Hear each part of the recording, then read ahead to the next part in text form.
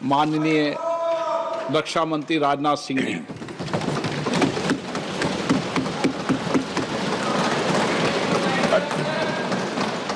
अध्यक्ष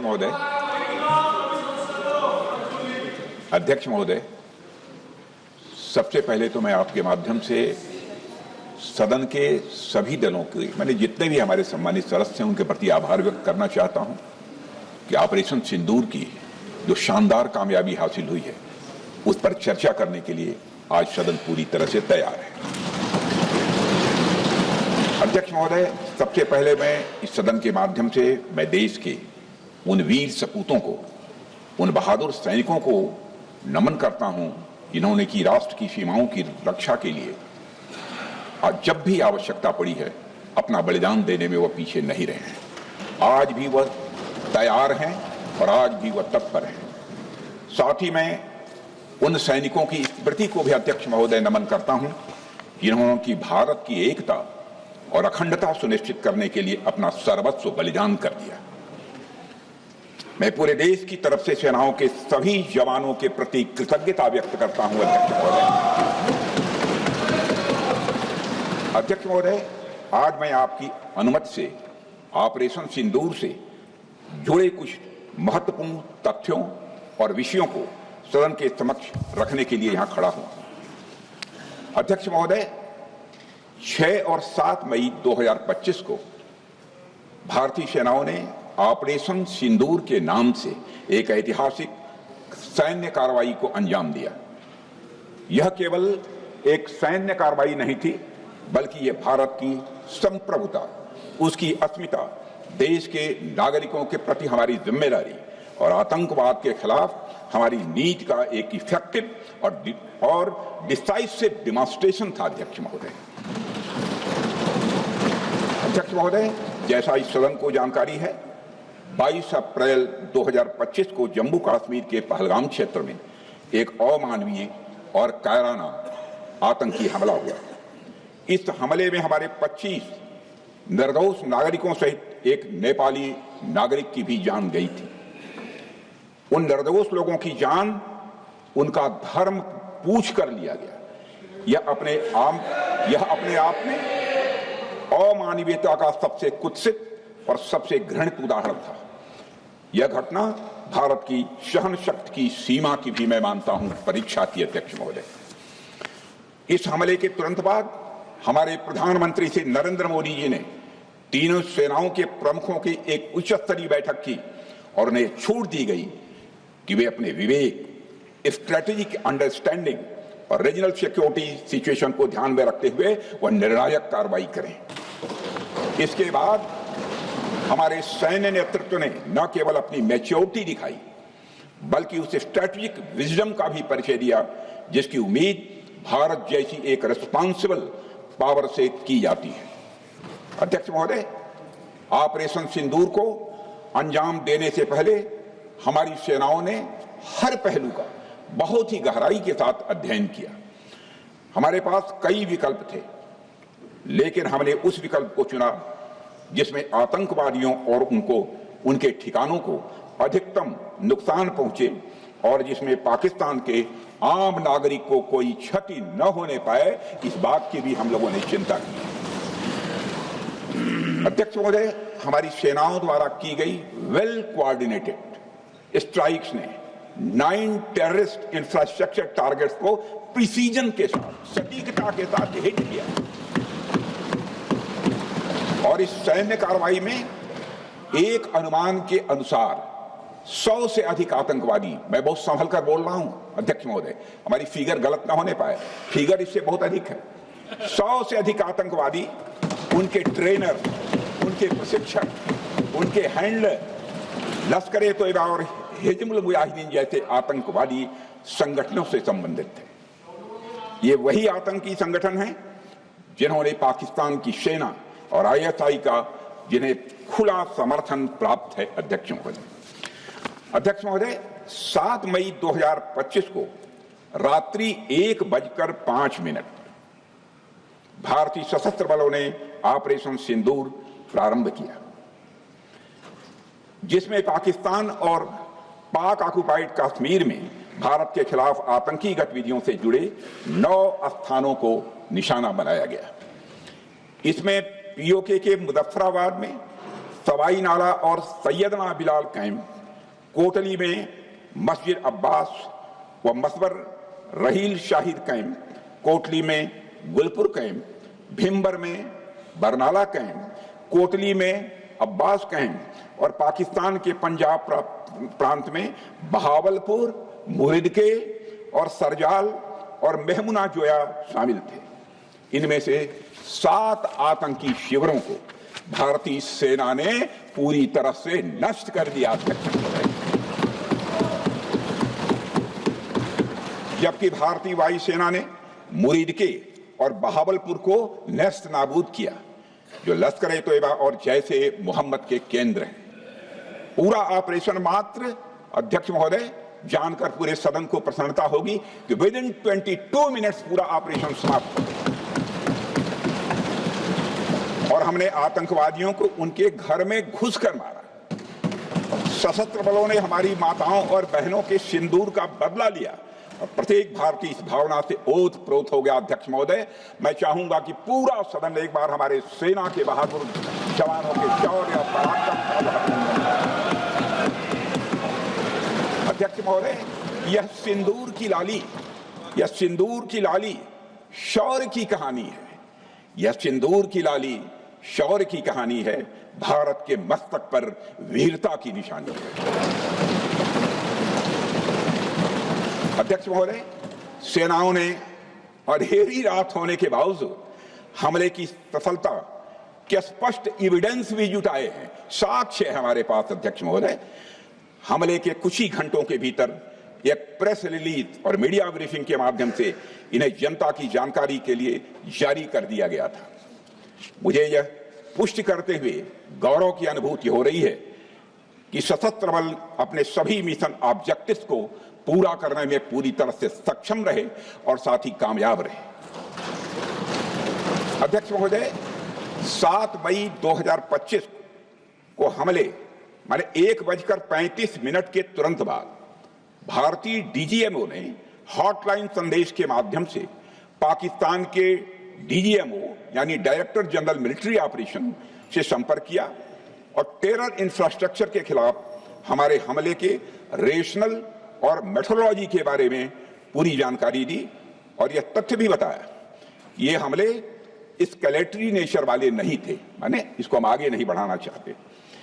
जिन मुहि मारा तीन मुहि मारे। अध्यक्ष महोदय, जिस प्रकार प्रभु हनुमान ने लंका में अपनी रणनीति बनाई थी, उसी प्रकार हमने भी उन्हीं को निशाना बनाया जिन्होंने हमें नुकसान पहुंचाया था। हालांकि पाकिस्तान ने इस रेशनल को समझने से इनकार कर दिया और अगले कुछ दिनों तक सिविलियन और सैन्य ठिकानों पर गोलीबारी करके बड़े पैमाने पर सीज फायर वायलेशन करके स्थिति को एस्केलेट करने की उसने कोशिश की। अध्यक्ष महोदय, 7-8 मई 2025 की रात को क्लियरली आइडेंटिफाइड आतंकवाद संबंधी ठिकानों पर हमारे सफल ऑपरेशन के बाद, सफल हमले के बाद पाकिस्तान ने स्थिति को एस्केलेट कर दिया और अनमैन्ड एरियल सिस्टम और अन्य साधनों का उपयोग करके भारतीय वायुसेना के बेसेस, भारतीय वायुसेना के सेंसर्स और सेना के फॉर्मेशन हेडक्वार्टर से लेकर ब्रिगेडों तक पर भी उसने हमला कर दिया।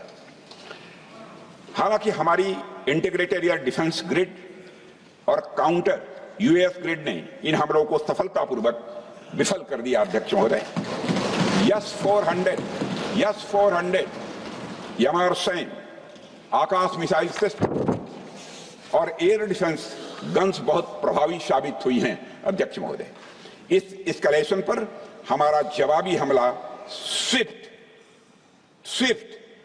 प्रोपोर्शनेट और नवातुला था। अध्यक्ष महोदय, जिसमें 8 मई 2025 को केवल चुनिंदा पाकिस्तानी एयर डिफेंस सिस्टम और सेंसर नेटवर्क को प्रिसीजन गाइडेड मिशन द्वारा म्यूनिशंस द्वारा जो है टारगेट किया गया। अध्यक्ष महोदय, हमारी कार्रवाई पूरी तरह से सेल्फ डिफेंस में थी, न तो वह प्रोवोकेटिव थी और न तो एक्सपेंशनिस्ट थी।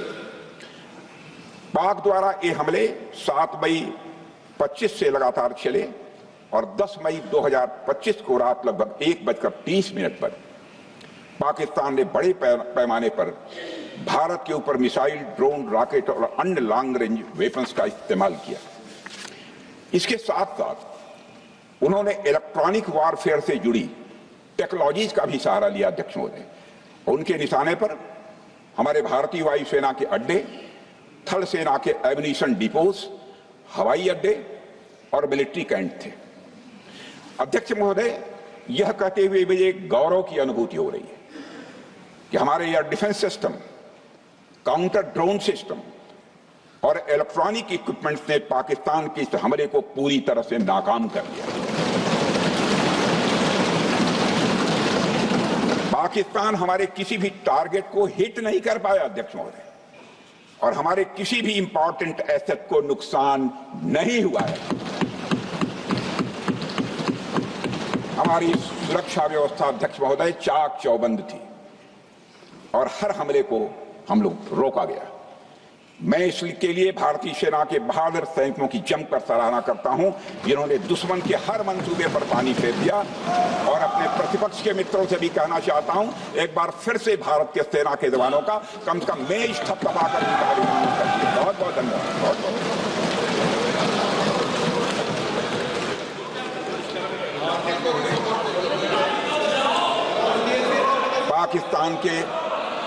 पाकिस्तान के इस हमले के जवाब में हमारी कार्रवाई साहसिक थी, ठोस थी और प्रभावी थी।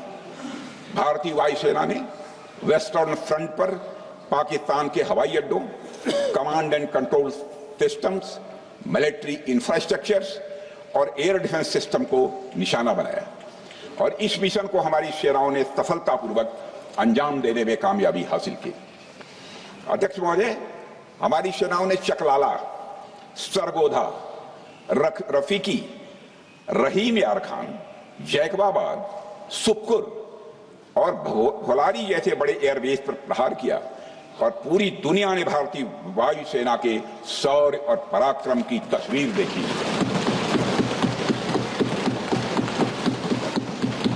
अध्यक्ष महोदय, ऑपरेशन सिंदूर ट्राई सर्विसेज कोऑर्डिनेशन का एक बेमिसाल उदाहरण था। जब भारतीय वायुसेना ने आसमान से हमले किए, हमारी थल सेना ने जमीन पर मोर्चा संभाल लिया। हमारे जवान नियंत्रण रेखा पर पूरी ताकत से डटे रहे और पाकिस्तान की हर हरकत का करारा जवाब दिया। अध्यक्ष महोदय, भारतीय नौसेना ने भी, लोग पूछते हैं भारतीय नौसेना का क्या रोल था, भारतीय नौसेना ने भी उत्तरी अरब सागर में अपनी तैनाती मजबूत कर दी। भारतीय नौसैनिकों ने पाकिस्तान को यह साफ संदेश दिया कि हम समुद्र से लेकर जमीन तक पाकिस्तान के हर महत्वपूर्ण ठिकानों पर प्रहार करने में न केवल सक्षम हैं बल्कि हम तैयार हैं। अध्यक्ष महोदय, इस ऑपरेशन का मकसद टेररिस्ट कैंप्स और उनके सपोर्टर्स को टारगेट करना, उन्हें नेस्त नाबूद करना था और यह साफ संदेश देना था कि भारत आतंकवाद के विरुद्ध जीरो टॉलरेंस रखता है। भारत ने कार्रवाई इसलिए रोकी क्योंकि कॉन्फ्लिक्ट के पहले और उसके दौरान जो भी पॉलिटिकल और मिलिट्री ऑब्जेक्टिव्स तय किए गए थे उसे हम पूरी तरह से हासिल कर चुके थे। इसलिए यह कहना, यह मानना कि यह ऑपरेशन किसी दबाव में रोका गया था, यह बेबुनियाद है और सरासर गलत है।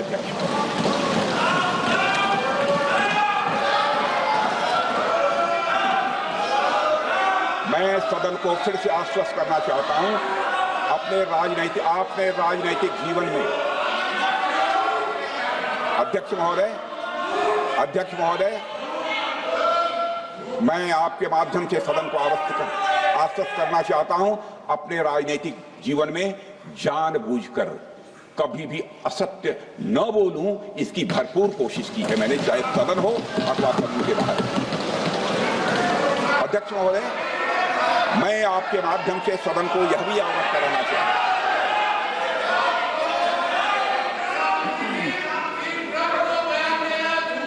प्लीज बैठिए। आप क्यों खड़े हैं? अध्यक्ष महोदय, मैं आपके माध्यम से सदन को यह भी अवगत कराना चाहूंगा कि सीमा पार करना या वहां की टेरिटरी कैप्चर करना इस ऑपरेशन का उद्देश्य नहीं था। ऑपरेशन सिंदूर प्रारंभ करने का मकसद था अध्यक्ष महोदय उन टेरर नर्सरीज को खत्म कर देना जिन्हें पाकिस्तान ने बरसों से पाला पोसा था। और यह ऑपरेशन उन मासूम परिवारों को न्याय दिलाने के लिए लॉन्च किया गया था जिन्होंने पाक स्पॉन्सर्ड टेररिस्ट अटैक्स में अपने प्रियजनों को खोया था। हमारी सेनाओं ने सिर्फ उनको टारगेट किया जो इन आतंकियों को सपोर्ट करते हुए भारत पर हमला करने की कोशिश में लगातार शामिल थे। अध्यक्ष महोदय, ऑपरेशन सिंदूर का ओवरऑल पॉलिटिको मिलिट्री ऑब्जेक्टिव यह था कि आतंकवाद के रूप में प्रॉक्सी वार लड़ रहे पाकिस्तान को सजा दी जाए और इसी वजह से आर्म फोर्सेस को पूरी आजादी दी गई थी कि वे अपने टारगेट खुद चुने और करारा जवाब दें। और इस ऑपरेशन का उद्देश्य कोई भी युद्ध छेड़ना नहीं था बल्कि फोर्स के डिमॉन्स्ट्रेटिव यूज से एडवर्सरी को झुकने के लिए मजबूर करना था। 10 मई की सुबह जब भारतीय वायुसेना ने पाकिस्तान की मल्टीपल एयरफील्ड पर करारा प्रहार किया तो पाकिस्तान ने हार मान ली है अध्यक्ष महोदय और हॉस्टिलिटी रोकने की कोशिश की। अब रोक दीजिए महाराज। उन्होंने एक कोशिश की, हमारे डीएमओ से बात की, महाराज अब रोक दीजिए, बहुत हो गया। यह पेशकश इस कैबिनेट के साथ स्वीकार की गई थी। सुने, रुकिए तो रुकिए, बता दूंगा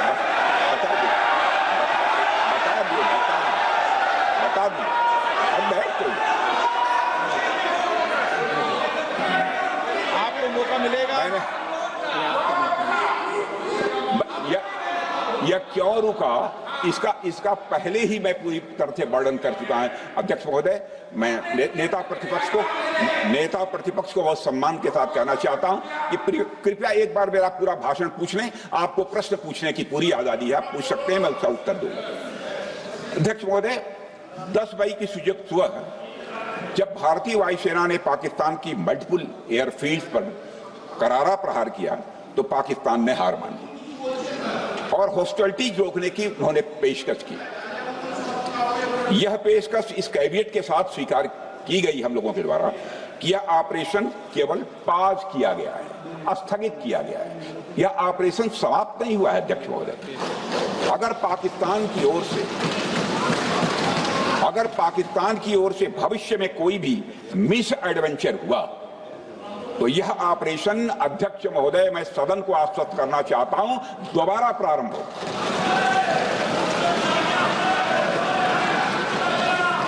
अध्यक्ष महोदय, भारतीय वायुसेना के जबरदस्त हमलों, नियंत्रण रेखा पर थल सेना की मजबूत जवाबी कार्रवाई और नौसेना के हमलों के डर ने पाकिस्तान को झुकने के लिए मजबूर कर दिया अध्यक्ष महोदय।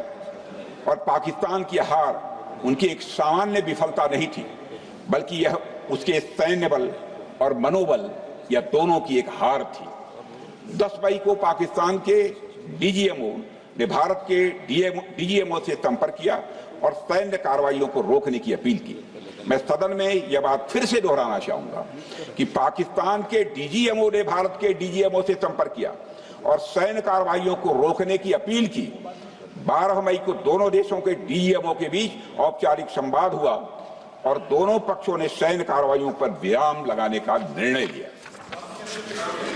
अध्यक्ष महोदय, हमारे सैनिकों का जो मनोबल, मातृभूमि की रक्षा करने का जो उनका समर्पण है, ऑपरेशन सिंदूर के दौरान उसका दर्शन 140 करोड़ से अधिक भारतवासियों ने देखा। मुझे खुद भी और प्रधानमंत्री जी को सीमावर्ती क्षेत्रों में जाकर हमारे जवानों से मुलाकात का अवसर मिला है। अध्यक्ष महोदय, श्रीनगर के मिलिट्री बेस पर, भुज के एयरबेस पर, उधमपुर के कमांड सेंटर पर, हर जगह प्रत्यक्ष मैंने अपनी आंखों से देखा कि हमारे सैनिकों का मनोबल अपनी पूरी बुलंदी पर था। उनकी आंखों में विश्वास है और उनका संकल्प अडिग है। वे न केवल भारत की सीमाओं की रक्षा कर रहे हैं, बल्कि हमारे राष्ट्रीय स्वाभिमान की भी अध्यक्ष महोदय रक्षा कर रहे हैं। अध्यक्ष महोदय, किसी भी देश में जनता सत्ता पक्ष को और विपक्ष को अलग अलग दायित्व सौंपती है, दोनों को अलग अलग दायित्व, और हेल्दी डेमोक्रेसी में तो स्वाभाविक है। सत्ता पक्ष का काम होता है जनता के हितों को ध्यान में रखते हुए कार्य करना, और विपक्ष का काम होता है सरकार से जनता के मुद्दों से संबंधित जरूरी प्रश्न पूछना। ऑपरेशन सिंदूर क्यों शुरू किया गया, इसकी जानकारी पहले भी दी गई है और आज भी मैंने सदन को दी है। अध्यक्ष महोदय, कभी कभी हमारे प्रतिपक्ष के लोग ये पूछते रहे हैं कि हमारे कितने बीमार गिरे। मुझे लगता है उनका यह प्रश्न हमारी राष्ट्रीय जनभावनाओं का सही से प्रतिनिधित्व नहीं कर रहा है। मुझे लगता है उन्होंने एक बार भी हमसे यह नहीं पूछा कि हमारी सेनाओं ने दुश्मन के कितने विमान मारे गिराए।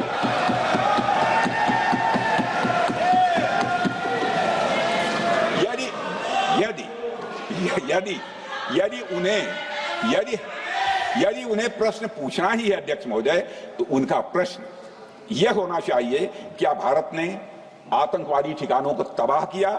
तो उसका उत्तर है हाँ।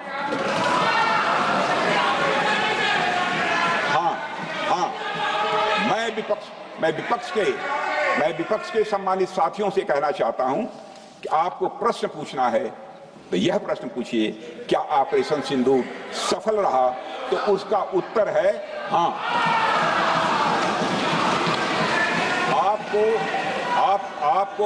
आपको प्रश्न पूछना है तो यह प्रश्न पूछिए कि जिन आतंकियों ने हमारी बहनों, हमारी बेटियों का सिंदूर मिटाया, क्या हमारी सेनाओं ने ऑपरेशन सिंदूर में उन आतंकियों के आकाओं को मिटाया? तो इसका उत्तर है हाँ।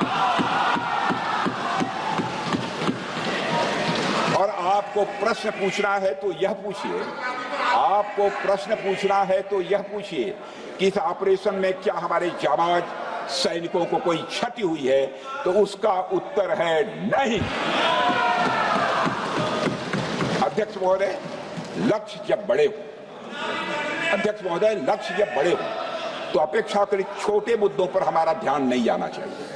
लक्ष्य बड़े हों तो छोटे मुद्दों पर, अपेक्षाकृत जो छोटे मुद्दे होते हैं कंपैरेटिवली, उन पर ध्यान नहीं जाना चाहिए, क्योंकि छोटे मुद्दों पर ही ध्यान देते रहने से देश की सुरक्षा और सैनिकों के सम्मान और उत्साह जैसे बड़े मुद्दों से ध्यान हट सकता है, जैसा कि विपक्ष के हमारे कुछ साथियों के साथ हो रहा है। अब चूंकि विपक्ष के मित्र ऑपरेशन सिंदूर को लेकर उचित प्रश्न नहीं पूछ पा रहे हैं, तो उन्हें मैं क्या बताऊं अध्यक्ष महोदय। मैं लगभग 4 डिकेड से अधिक समय से राजनीति में, सत्ता पक्ष हो या विपक्ष हो, अपनी पार्टी हो या दूसरी पार्टी हो, कभी भी किसी के साथ दलगत राजनीति को मैंने शत्रुतापूर्ण तरीके से जिंदगी में नहीं देखा है मैंने अध्यक्ष महोदय। इसलिए आज अगर विपक्ष प्रश्न पूछने में असफल है, मैं विपक्ष को उनके इस काम में थोड़ी सी मदद करना चाहता हूं। अध्यक्ष महोदय, मैं विपक्ष के अपने सम्मानित साथियों से कहना चाहता हूं कि यदि आज हम लोग सत्ता पक्ष में हैं, तो ऐसा नहीं है कि हम हमेशा सत्ता पक्ष में ही रहेंगे। यह आवश्यक नहीं है, किसी के लिए आवश्यक नहीं। एक लंबा समय हमने विपक्ष का काम किया है, एक लंबा समय हमने सरकारों से सवाल पूछने में लगाया है। जनता ने जब हमें विपक्ष में रहने का दायित्व सौंपा था, तो हमने विपक्ष में रहकर विपक्ष की भूमिका को बड़े ही सकारात्मक तरीके से निभाया भी। अध्यक्ष महोदय, विपक्ष में रहकर हमने कैसे प्रश्न पूछे, इसके कुछ उदाहरण मैं यहां रखना चाहता हूं। 1962 में अध्यक्ष महोदय, चीन के साथ हुए युद्ध में जब दुखद परिणाम आया, तो हमने उस समय की सरकार से यह पूछे थे, लेकिन वह प्रश्न यह था कि हमारे देश की धरती पर दूसरे देश का कब्जा कैसे हुआ। हमने यह प्रश्न पूछा था कि हमारी सेना और हमारी जनता अपमानित क्यों हुई। हमने यह प्रश्न पूछा था कि बड़ी संख्या में हमारे सैनिक हताहत कैसे हुए। हमने यह प्रश्न नहीं पूछा कि हमारे टैंक, हमारी मशीनें, हमारी बंदूकें क्यों ध्वस्त हो गई। यह प्रश्न हम लोगों ने नहीं पूछा। मशीनों और तोपों की चिंता न करके, मशीनों और तोपों की चिंता न करके अध्यक्ष महोदय, हमने देश की टेरिटरी की चिंता की। हमने देश के सैनिकों की। इसी तरह 71 के युद्ध में, 71 के युद्ध में जब हमने पाकिस्तान को सबक सिखाया, मैं उस समय की सरकार को मैं बधाई देना चाहता हूं। हमने अपने राजनीतिक और सैन्य नेतृत्व की प्रशंसा की। हमने ये नहीं देखा कि किस दल की सरकार है, किस विचारधारा की सरकार है, इसकी चिंता नहीं की कभी। हमारे नेता अटल बिहारी वाजपेयी ने संसद में खड़े होकर उस समय के नेतृत्व की प्रशंसा की थी। हमने इस बात की खुशी जाहिर कि हमने अपने शत्रु को सबक सिखाया।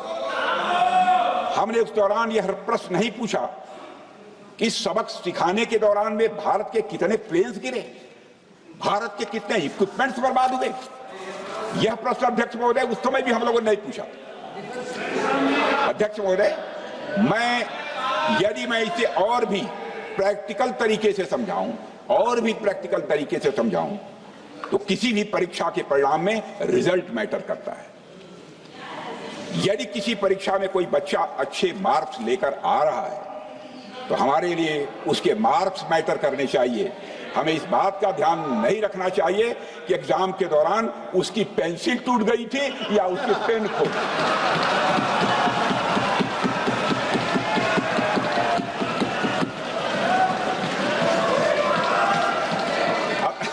अध्यक्ष महोदय, अल्टीमेटली रिजल्ट मैटर करता है और रिजल्ट यह है, अध्यक्ष महोदय, अल्टीमेटली रिजल्ट मैटर करता है और रिजल्ट यह है अध्यक्ष महोदय कि ऑपरेशन सिंदूर के दौरान हमारी सेनाओं ने जो लक्ष्य निर्धारित किया था, उन लक्ष्यों को पूर्ण रूप से प्राप्त करने में हमने कामयाबी हासिल की। अध्यक्ष महोदय, भारत हमेशा से पाकिस्तान सहित अपने पड़ोसी देशों से मित्रता और सहयोगपूर्ण संबंध का सदैव इच्छुक रहा है। इसके लिए भारत की सभी सरकारों ने ईमानदारी से प्रयास भी किए हैं। वह चाहे आदरणीय लाल बहादुर शास्त्री जी हों, या अटल बिहारी वाजपेयी जी हों, या हमारे स्वर्गीय मनमोहन सिंह जी हों, या प्रधानमंत्री श्री नरेंद्र मोदी जी, सभी ने हमेशा चाहा है कि इस इलाके में शांति और समृद्धि बनी रहे। सभी ने यह चाहा। अध्यक्ष महोदय, यह बात हमारी सिविलाइजेशनल वैल्यूज के साथ मेल खाती है, इसलिए ऐसा हुआ। अध्यक्ष महोदय, पूरा विश्व जानता है कि पूर्व प्रधानमंत्री से अटल बिहारी वाजपेयी जी ने शांति का संदेश लेकर 1999 में लाहौर बस यात्रा की थी। वह सिर्फ एक यात्रा नहीं थी, वह यात्रा भारत की संस्कृति और शांति की प्रतीक थी। यह हमारे भारत की प्रकृति थी। लाहौर पहुंचकर अटल बिहारी वाजपेयी जी ने मीनारे पाकिस्तान पर विजिटर्स रूप में जो लिखा था, जिसका जिक्र लोग आज भी करते हैं, और उन्होंने लिखा था, उसकी मैं चर्चा करता हूं। उन्होंने लिखा था कि मीनारे पाकिस्तान से मैं पाकिस्तान की जनता को यह विश्वास दिलाना चाहता हूं कि भारत अस्थायी शांति और मित्रता का आकांक्षी है। मैंने पहले भी कहा है और फिर भी कहता हूं, एक स्थिर और समृद्ध पाकिस्तान भारत के हित में है, इसमें कोई संदेह नहीं होना चाहिए। अध्यक्ष महोदय, यह हमारी सोच थी, यह हमारी शांति की पहल थी। यह पहल हमारी हजारों साल पुरानी सांस्कृतिक चेतना, हमारी नैतिक शक्ति और हमारी सभ्यता के उन मूल्यों से निकली थी जो शांति को शक्ति मानती है।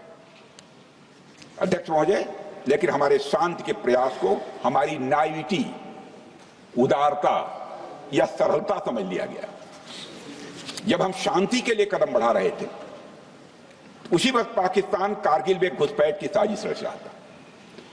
हम दोस्ती के राह पर थे तो वो षड्यंत्र की राह पर थे। जब हम मामला खुलकर सामने आया तो हमारे वीर सैनिकों ने इस घुसपैठ के खिलाफ कार्रवाई करना प्रारंभ किया, और जब भारत की जीत सामने दिखाई दे रही थी तो पाकिस्तान ने परमाणु युद्ध की धमकी दे डाली अध्यक्ष महोदय। तब हमारे प्रधानमंत्री, तत्कालीन प्रधानमंत्री आदरणीय अटल बिहारी वाजपेयी जी ने कहा था, पाक सेना के परमाणु हमले से भारत का तो कुछ नहीं बिगड़ेगा, लेकिन पाकिस्तान दूसरे दिन का सूरज नहीं देख पाएगा।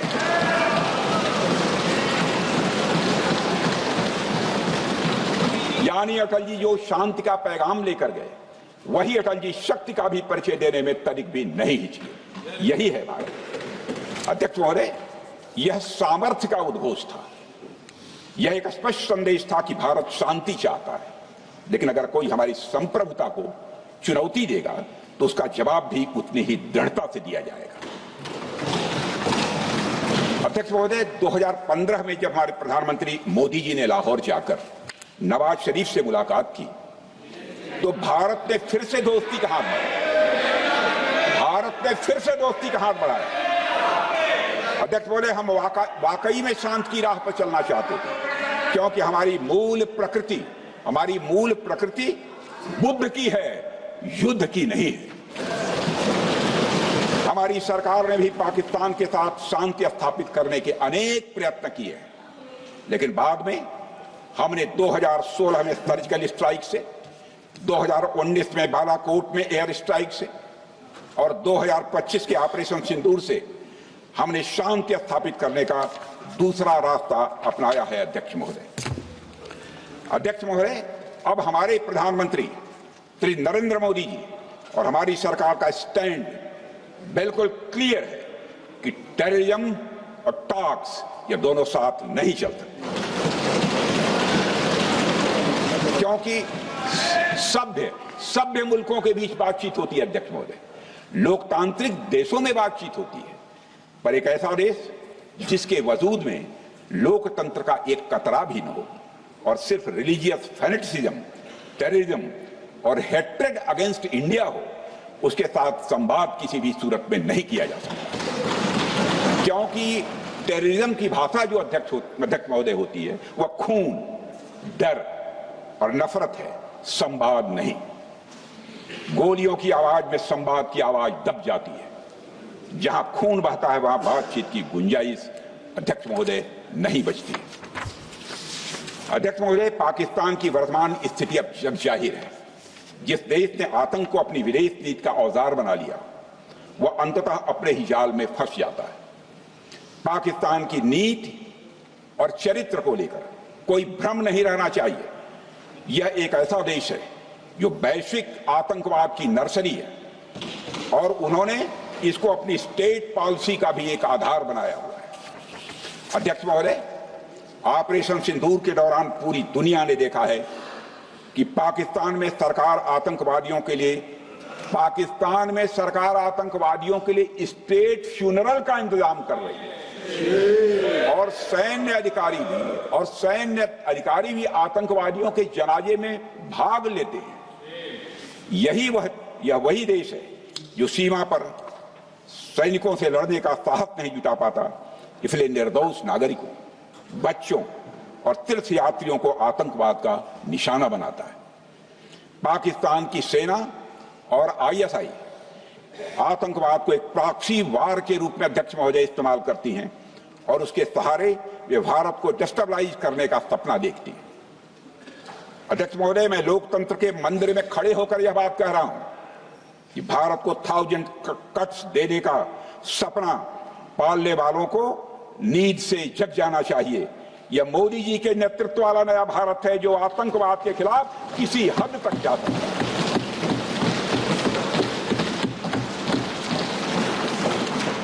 अध्यक्ष महोदय, आप भारत का इतिहास जानते हैं। देखिए, हमने कभी भी किसी की 1 इंच जमीन पर आज तक कभी कब्जा नहीं किया है। हम यह भी जानते हैं कि युद्ध अपनी बराबरी वालों से करना चाहिए। ऐसा गोस्वामी तुलसीदास जी ने लिखा है और गोस्वामी तुलसीदास जी कहते हैं कि नीति ऐसी ही होनी चाहिए, प्रीति और बैर बराबरी वाले से ही करनी चाहिए। शेर यदि मेढकों को मारे तो उसका बहुत अच्छा संदेश नहीं आता है अध्यक्ष महोदय।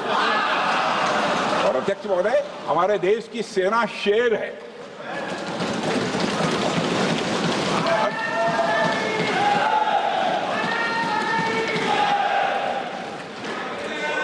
अध्यक्ष महोदय, पाकिस्तान जैसा देश जो साइज, सामर्थ्य, शक्ति और समृद्धि में हमारे आसपास भी नहीं है, उस मुल्क से कैसा मुकाबला?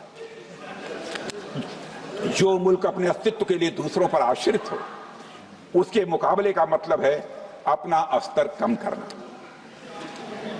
हमारी नीति है आतंकवाद के खिलाफ प्रभावी कार्रवाई करना।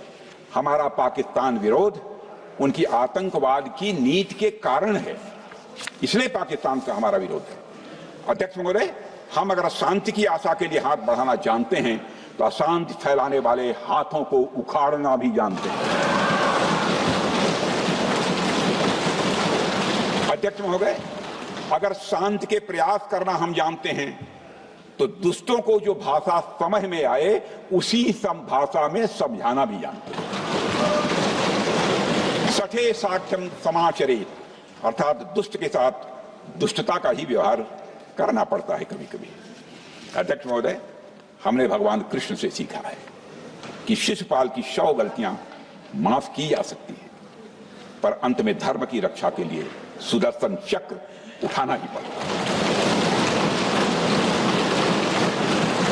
हमने पार्लियामेंट का अटैक सहा है अध्यक्ष महोदय, 2001 का मुंबई अटैक सहा है, झेला है, लेकिन अब हमने कह दिया है इनफ इज इनफ।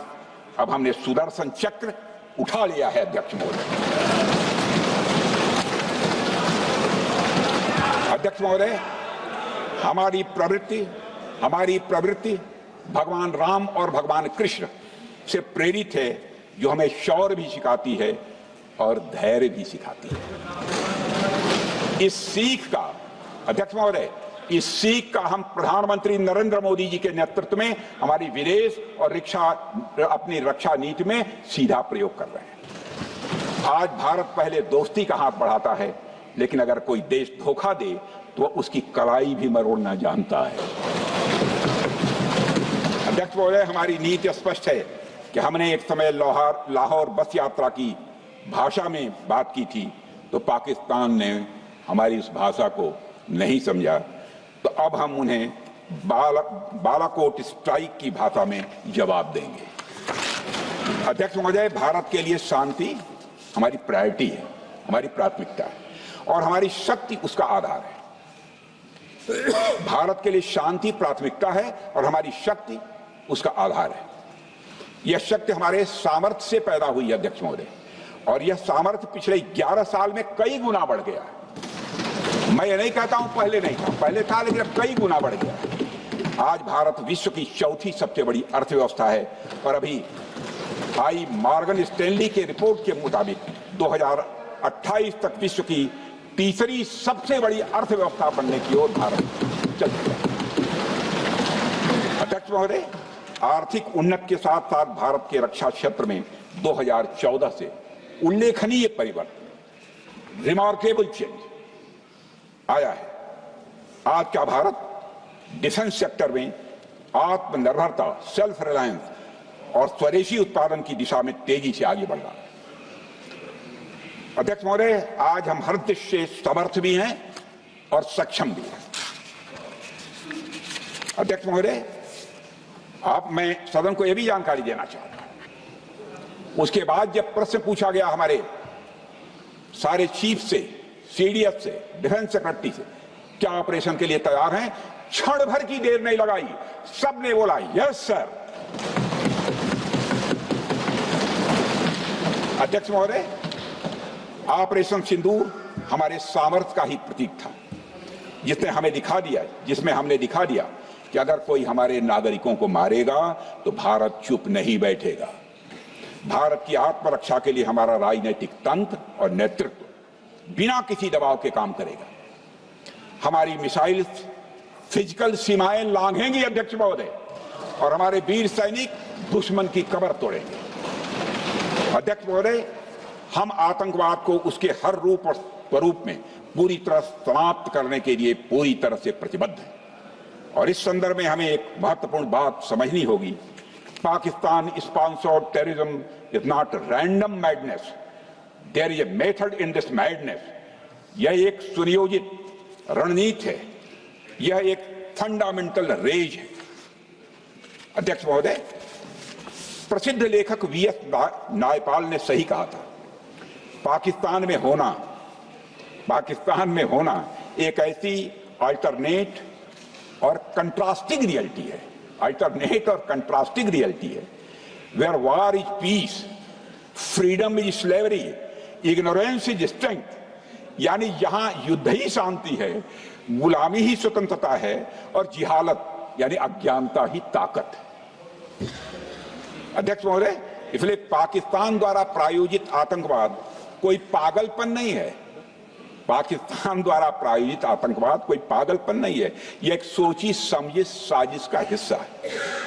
यह एक ऐसी प्रक्रिया है जो आतंक को एक पॉलिटिकल टूल की तरह इस्तेमाल करती है।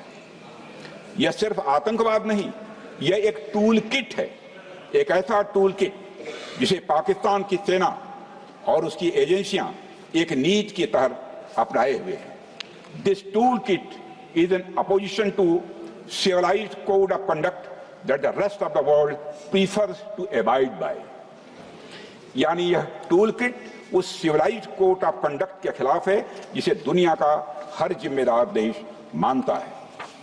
अध्यक्ष महोदय, यह एक कट्टरपंथी सोच की उपज है जिसमें सहिष्णुता के लिए कोई जगह नहीं।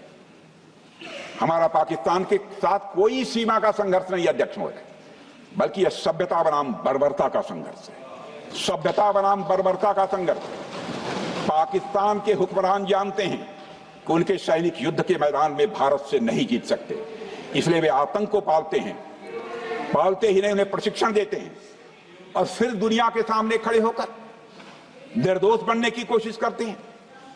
अध्यक्ष महोदय, पाकिस्तान दोहरे मापदंड और झूठ की बुनियाद पर खड़ा हुआ एक ऐसा देश है जो अब फेल्ड स्टेट के तौर पर देखा जा रहा है। भारत ने ऑपरेशन सिंदूर के जरिए पूरी दुनिया को दिखा दिया है कि हम इस आतंकवाद के गंदे खेल को जड़ से समाप्त करने का संकल्प ले चुके हैं। अध्यक्ष महोदय, जब अटल जी प्रधानमंत्री थे तब पाकिस्तान के साथ कंबोजिट डायलॉग के लिए भारत की शर्त थी कि पाकिस्तान अपनी जमीन का प्रयोग भारत के खिलाफ टेररिज्म फैलाने के लिए नहीं करेगा। एक कंपोजिट डायलॉग के लिए भारत की शर्त थी, जिसे पाकिस्तान ने भी मान लिया था उसमें। लेकिन दुर्भाग्य से 2009 में शर्म एल शेख में तत्कालीन सरकार ने एक बड़ी भूल की, जब कंपोजिट डायलॉग प्रोसेस से पाकिस्तान प्रायोजित आतंकवाद को डीलिंक कर दिया गया। यानी बातचीत जारी रखने के लिए पाकिस्तान द्वारा अपनी जमीन को आतंकवाद के लिए प्रयोग न करने की शर्त को ही डाइल्यूट कर दिया गया। मैं मानता हूं यह भारत की स्ट्रेटेजिक पोजीशनिंग को कमजोर करने वाला एक कदम था।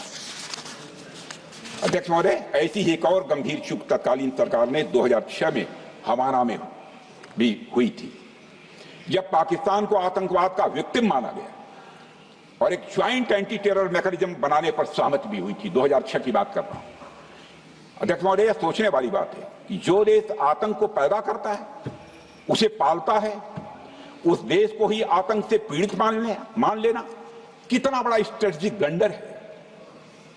अध्यक्ष महोदय, आतंकवाद के खिलाफ हमारी लड़ाई अब केवल सीमा पर नहीं है, बल्कि वैचारिक मोर्चों पर भी लड़ी जा रही है। इसी उद्देश्य से प्रधानमंत्री जी कई हाई लेवल डेलीगेशंस का गठन भी उन्होंने किया था, जिसमें हमारे लगभग अधिकांश दलों के सम्मानित सदस्य उसमें शामिल थे। उसमें विभिन्न राजनीतिक दलों के रिप्रेजेंटेटिव शामिल थे और सचमुच इस समिति ने वैश्विक मंचों पर जाकर भारत की बात बहुत ही प्रभावी तरीके से रखी और आतंकवाद के विरुद्ध वैश्विक समर्थन को उन्होंने मजबूत किया। अध्यक्ष महोदय, मैं उन सभी डेलीगेशन के सम्मानित सदस्यों के प्रति शीश झुकाकर आभार व्यक्त करना चाहता हूं, जिन्होंने भारत का आतंकवाद के खिलाफ स्टैंड तथा जीरो टॉलरेंस की पॉलिसी और ऑपरेशन सिंदूर के बारे में दुनिया के देशों को सही तरीके से अवगत कराया, प्रभावी तरीके से अवगत कराया। अध्यक्ष महोदय, ऑपरेशन सिंदूर को लेकर सर्वदलीय बैठक भी हुई। I am very happy to tell the house I am very happy to tell the House that during Operation Sindoor, all the political parties of the country kept aside all ideologies and differences and showed solidarity with the nation, with the soldiers and with the government. फिर इसके लिए आभार व्यक्त करता हूं। मुझे लगता है यही इस देश के लोकतंत्र की खूबसूरती है। अध्यक्ष महोदय, जैसा कि हमारे माननीय प्रधानमंत्री मोदी जी ने भी कहा है कि ऑपरेशन सिंदूर अभी रुका है, समाप्त नहीं हुआ है। यदि आवश्यकता पड़ी, यदि पाकिस्तान फिर किसी नापाक हरकत की कोशिश करता है तो हम और भी कठोर और निर्णायक कार्रवाई करने के लिए तैयार हैं। अध्यक्ष महोदय, ऑपरेशन सिंदूर के माध्यम से पाकिस्तान के मन में भारत को लेकर जो बहुत बड़ी गलतफहमी थी वह हमने दूर कर दी है। और मेरी दूर थोड़ी बहुत बची यदि भई होगी तो उसको भी दूर कर देंगे। अध्यक्ष महोदय, मुझे महाकवि राष्ट्रकवि रामधारी सिंह जी दिनकर की कुछ पंक्तियां याद आती हैं। अध्यक्ष महोदय, क्षमाशील हो रिपु समक्ष, तुम हुए विनत जितना ही, दुष्ट कौरवों ने तुमको कायर समझा उतना ही। अध्यक्ष महोदय, भारत ने न केवल अपनी सैन्य क्षमता का प्रदर्शन किया, बल्कि अपनी राष्ट्रीय दृढ़ता, नैतिकता और राजनीतिक कुशलता का भी परिचय दिया है। भारत अब किसी भी आतंकी हमले का निर्णायक और स्पष्ट उत्तर देगा। अध्यक्ष महोदय, हमने एक नई लक्ष्मण रेखा खींच ली है। अब आतंकवाद को आश्रय और समर्थन देने वालों को कोई शरण नहीं मिलेगी। और अध्यक्ष महोदय, भारत किसी भी तरीके से किसी भी तरह के न्यूक्लियर ब्लैकमेलिंग या दबावों के आगे अब झुकने वाला नहीं है।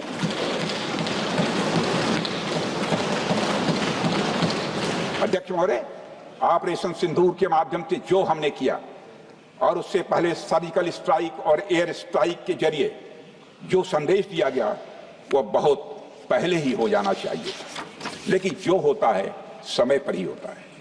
अध्यक्ष महोदय, हमारी सरकार ने आतंकवाद के खिलाफ हमारी जीरो टॉलरेंस की नीति को दुनिया के हर मंच पर पूरी तरह से स्पष्ट कर दिया है और हम उस पर कोई समझौता किसी भी सूरत में नहीं करने वाले हैं। अभी कुछ सप्ताह पहले मुझे शंघाई कोऑपरेशन ऑर्गेनाइजेशन की डिफेंस मिनिस्टर्स मीटिंग में जाने का अवसर मिला था। वहां जो डिक्लेरेशन तैयार किया जा रहा था उसमें आतंकवाद पर भारत का स्टैंड डाइल्यूट हो रहा था। हमने साफ कह दिया कि जब तक आतंकवाद के मुद्दे पर भारत का स्टैंड रखा नहीं जाएगा हम किसी ज्वाइंट स्टेटमेंट पर साइन नहीं करेंगे और इसकी वजह से वहां कोई ज्वाइंट स्टेटमेंट नहीं आया। अध्यक्ष महोदय, इसका परिणाम क्या?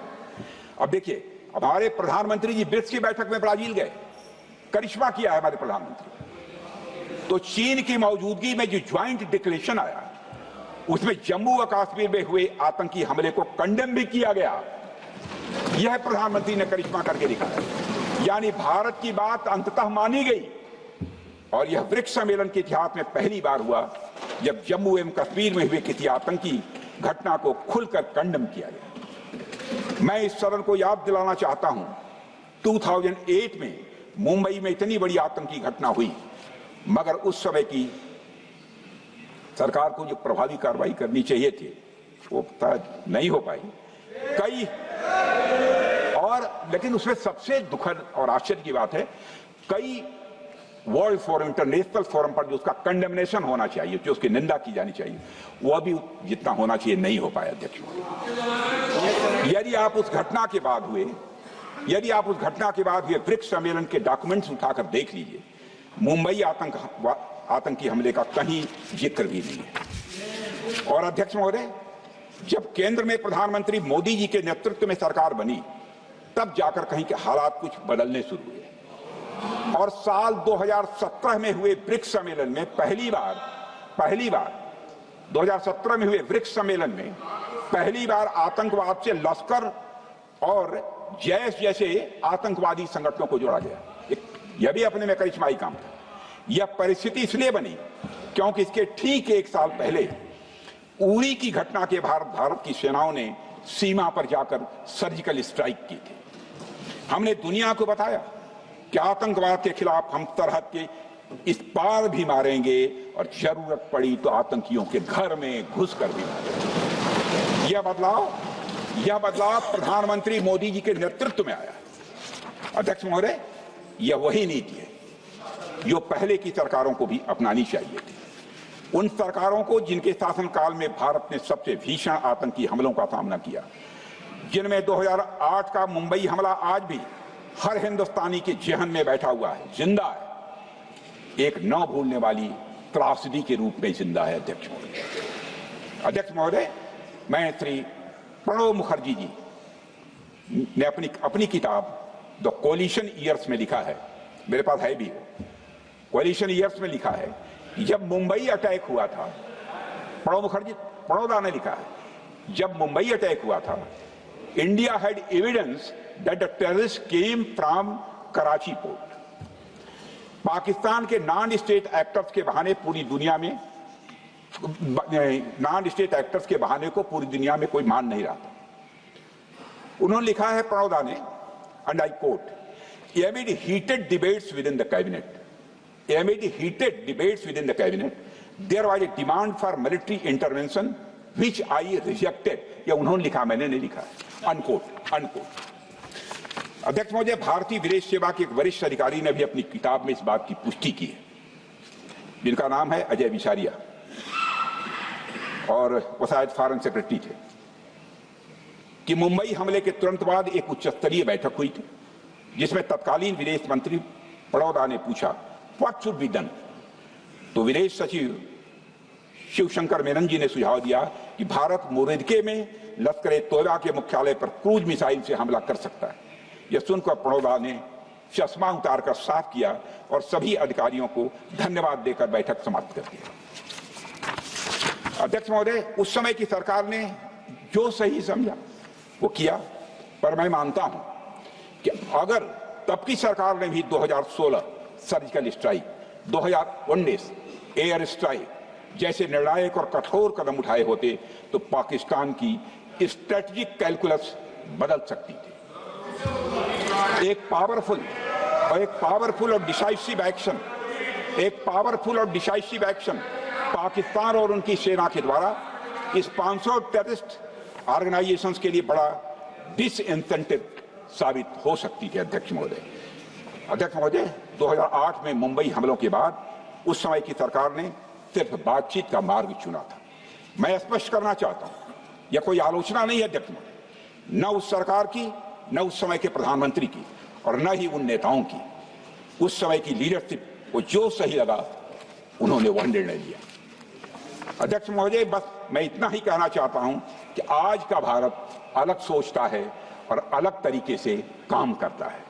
हमारा मानना है यह आपका प्रतिद्वंदी आतंक को रणनीति बना चुका हो और बातचीत की भाषा नहीं समझता हो तो standing firm and being decisive के अलावा कोई विकल्प नहीं बचता है।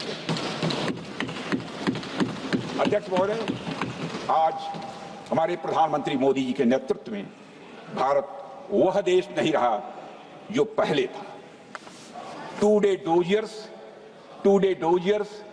have been replaced by decisive action. Two-day doziers have been replaced by decisive action. आज भारत सहता नहीं है, भारत जवाब देता है। अध्यक्ष महोदय, आज भारत आतंक की जड़ तक जाता है और उसे उखाड़ फेंकने का सामर्थ्य रखता है। अध्यक्ष महोदय, मैं इस सदन को और देश की जनता को यह विश्वास दिलाना चाहता हूं कि हमारी सरकार, हमारी सेनाएं और हमारी लोकतांत्रिक संस्थाएं सब मिलकर, हम और ये सारे लोग सभी मिलकर देश की एकता, अखंडता और सुरक्षा के लिए जो भी कदम उठाना आवश्यक होगा वह कदम उठाएंगे और उसके प्रति हम पूरी तरह से कमिटेड हैं। अध्यक्ष महोदय, अंत में मैं केवल इतना ही कहना चाहता हूं, यह समय एकजुट होकर अपनी सुरक्षा, संप्रभुता और आत्मसम्मान की रक्षा के संकल्प को और अधिक मजबूत करने का है। हमें यह याद रखना होगा कि हमारी सामाजिक और राजनीतिक एकता ही यह हमारी सबसे बड़ी ताकत है। अध्यक्ष महोदय, आतंकवाद को समर्थन देने वालों को यह स्पष्ट संदेश चला गया है कि भारत अपनी मातृभूमि की रक्षा के लिए पूरी तरह से संकल्पबद्ध है। आइए हम सभी दलगत भाव से ऊपर उठकर संगच्छध्वम संगवरध्वम के मंत्र से प्रेरणा लेकर एक साथ खड़े हो जाएं और हम इस राष्ट्रीय संकल्प को मजबूत करें। यही हम सबका राष्ट्रीय दायित्व है। और इन्हीं शब्दों के साथ अध्यक्ष महोदय, आपने मुझे विचार रखने का अवसर दिया, आपके प्रति आभार व्यक्त करते हुए और अपने सभी सम्मानित सदस्यों के प्रति धन्यवाद व्यक्त करते हुए अपना निवेदन समाप्त करता हूँ। सबने शांतिपूर्वक